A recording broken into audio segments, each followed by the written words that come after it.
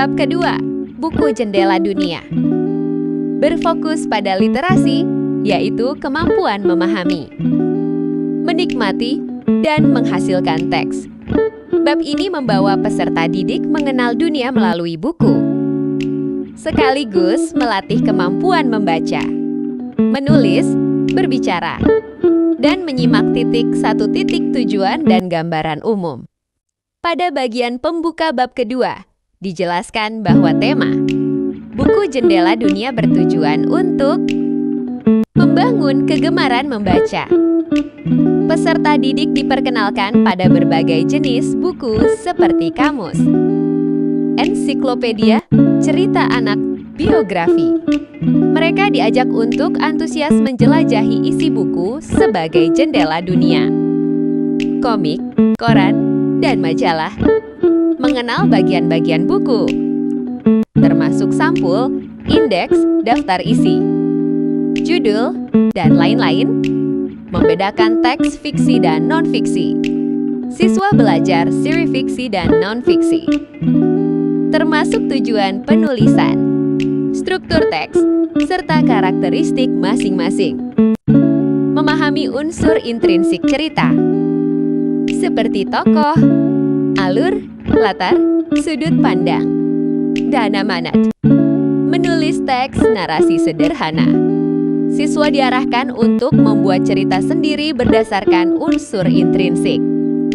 2. Kegiatan utama yang dipelajari. Bab kedua mencakup beberapa kegiatan inti yang melatih keterampilan bahasa. A. Menyimak informasi tentang perbedaan fakta dan fiksi. B. Membaca. Mengidentifikasi teks fiksi dan non-fiksi. Membandingkan dua teks berdasarkan unsur-unsurnya.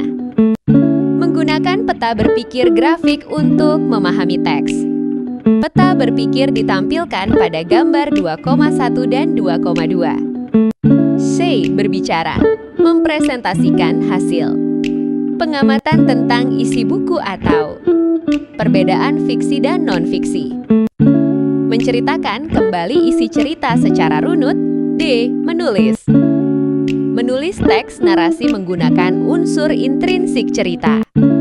Melakukan proses menulis, menggali ide, membuat kerangka, mengedit, dan menulis.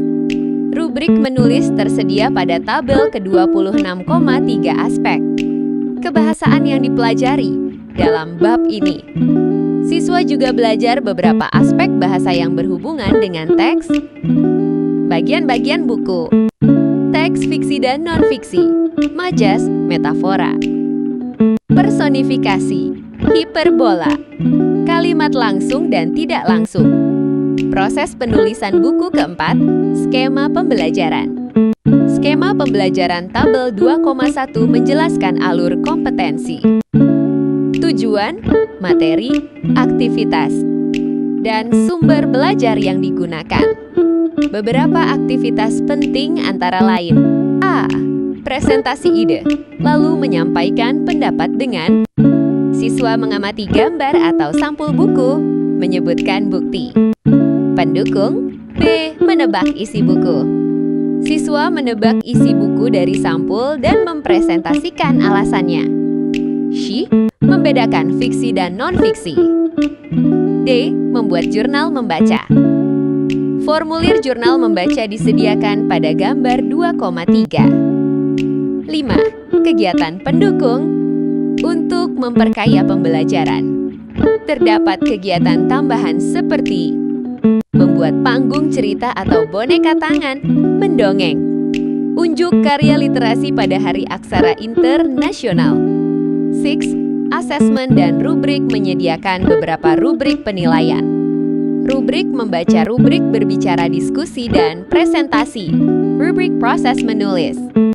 Rubrik ini digunakan untuk menilai proses belajar peserta didik secara objektif dan terstruktur. Dengan berakhirnya sesi pembahasan ini, maka berakhir pula pemaparan materi bahasa Indonesia yang telah saya sampaikan. Saya berharap apa yang telah disampaikan dapat memberikan manfaat serta wawasan baru bagi pembaca serta pendengar hadirin sekalian. Baiklah, sebelum saya tutup pemaparan materi pada kali ini, saya ada sedikit pantun, yaitu pergi ke pasar membeli laksa, tidak lupa membeli pangan. Mari kita cinta bahasa Indonesia sebagai diri dan kebanggaan. Sekian, terima kasih. See you next time semuanya.